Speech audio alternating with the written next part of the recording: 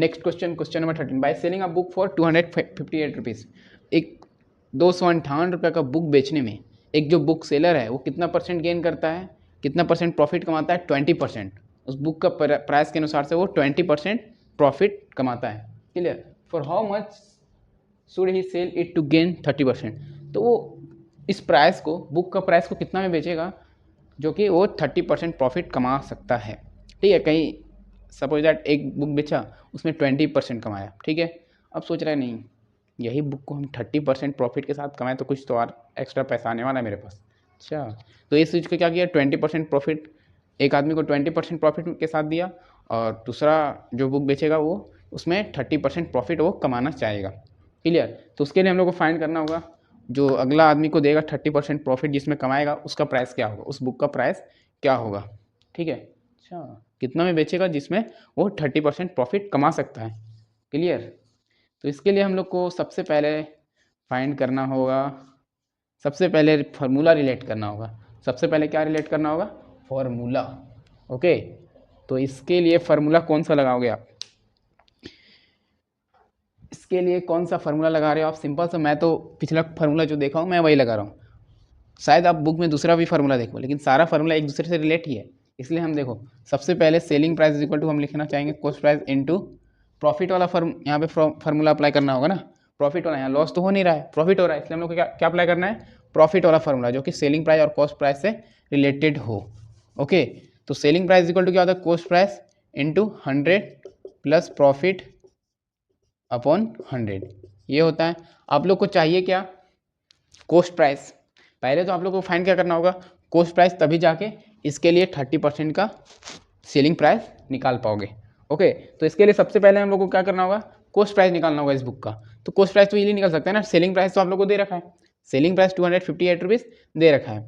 Profit कितना percent कमा रहा है? 20%, वो भी दे रखा है। तो दो वेरिएबल दे रखा है, सेलिंग प्राइस दे रखा है, प्रॉफिट दे रखा है, तो यहाँ से इजीली आप कॉस्ट प्राइस फाइंड कर सकते हो। अरे कर सकते हो ना। तो चलो सबसे पहले इस फार्मूला को अप्लाई करेंगे, यही फार्मूला को अप्लाई करना, कोई जरूरी नहीं कहीं बुक में एक ऐसा फार्मूला भी होगा, cost price is equal to selling price into 100 upon 100 plus profit या गेन, जो लिखना लिखो।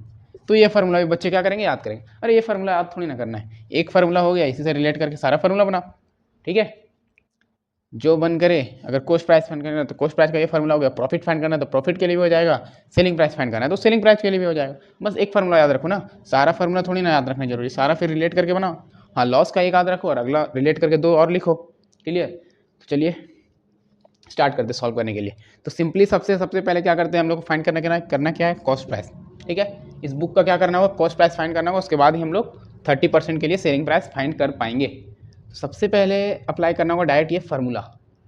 ओके, तो हम लोग को दे क्या रखा है? हम लोग को एक बुक का सेलिंग प्राइस दे रखा है, सेलिंग प्राइस ऑफ बुक कितना दे रखा है भाई? 258। ओके, प्रॉफिट परसेंट कितना दे रखा है? प्रॉफिट कितना दे रखा है? 20%। तो ये दोनों इक्वेशन से हम लोग क्या अप्लाई कर सकते हैं? वो फार्मूला अप्लाई कर सकते हैं। फ्रॉम दिस इक्वेशन से हम लोग क्या अप्लाई कर सकते हैं? वो फार्मूला अप्लाई कर सकते हैं। Selling price is equal to cost price 100 plus profit upon 100। Okay, मैं तो यही फार्मूला लिखने वाला हूँ। नेक्स्ट, सेलिंग प्राइस आप लोग को कितना दे रखा है? 258, जिसमें प्रॉफिट कितना कमाया? 20%। तो हम लोग को फाइंड करना है कॉस्ट प्राइस, तो ये 100 प्लस प्रॉफिट कितना? 20% अपॉन 100। ओके, तो सिंपली से यहाँ से सॉल्व करना है। 258 इज इक्वल टू क्या होने वाला है?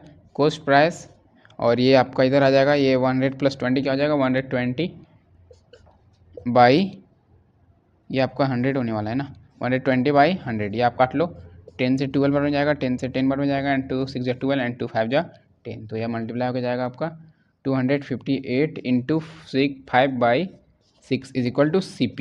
ये आपका CP होने वाला है। कटेगा क्या? कट जाएगा। कितना बार में? 43 बार में।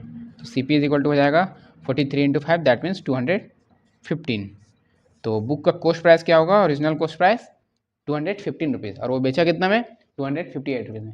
अब वो कितना में बेचे ताकि वो 30% प्रॉफिट कमा सके? तो इसके लिए हम लोग को फाइंड करना होगा अगला सेलिंग प्राइस। जब प्रॉफिट कितना होगा? When profit is 30%, then selling price of book. Then what is the selling price of book, ये हम लोग को करना है फाइंड। ओके, तो अब लेना होगा हम लोग को क्या, when profit is 30% then selling price क्या होगा। ओके, कॉस्ट प्राइस क्या निकल चुका है 20%, कॉस्ट प्राइस क्या निकल चुका है हमारा 215 रुपीज़। ओके, तो सिंपल सा फार्मूला लगा, selling price equal to cost price into 100 plus profit, कितना 30% प्रॉफिट होना चाहिए अपॉन 100। सेलिंग प्राइस चाहिए, कॉस्ट प्राइस क्या है 215 इंटू 130/100, एक जीरो से एक जीरो कट जाएगा एंड देन ये आपका बचने वाला है 5 से भी लगने वाला है, ये आपका हो जाएगा 43 हो जाएगा एंड 43 इंटू 13 क्या होगा 43 इंटू 13, 43 इंटू 13 कुछ ज़्यादा नहीं हो रहा है क्या। ओके, यहाँ 2 भी होने वाला है अपॉन 2, 43 इंटू 13, 43 ये हो जाएगा 430 एंड 43 3 हो जाएगा आपका 43 3 हो जाएगा 132, तो देन ये आपका होने वाला है 562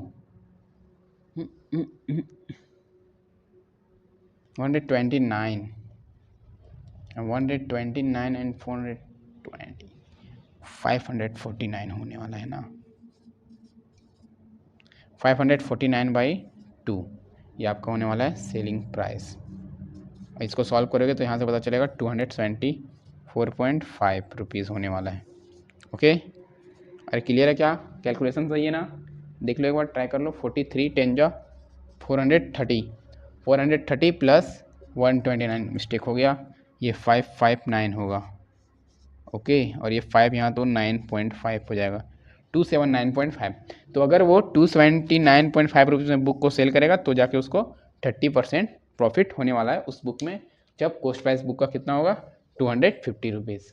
तो ये आपका स्टेप है, ऐसे अप्लाई करो स्टेप और सॉल्व करो।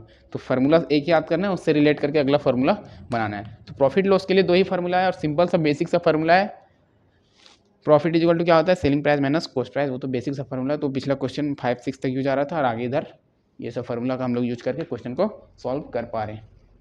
क्लियर, तो ये फार्मूला, ये जो फार्मूला है हमारा वो बहुत ही इंपॉर्टेंट बन चुका है। कौन सा, ये फार्मूला, ठीक है। इससे भी हम लोग देख रहे हैं 5 6 क्वेश्चन इसी फार्मूला से क्वेश्चन सॉल्व हो रहा है। ओके, मिलते हैं नेक्स्ट क्वेश्चन, क्वेश्चन नंबर 14, इसे अच्छे से नोट करो और नेक्स्ट क्वेश्चन 14 ट्राई करो सॉल्व करने का, और सॉल्व हो रहा है तो आंसर कमेंट भी कर सकते हो। ओके, नेक्स्ट लास्ट क्वेश्चन या 1 2 क्वेश्चन इस लेक्चर में हम लोग और कवर कर लेते हैं, नोट दैट।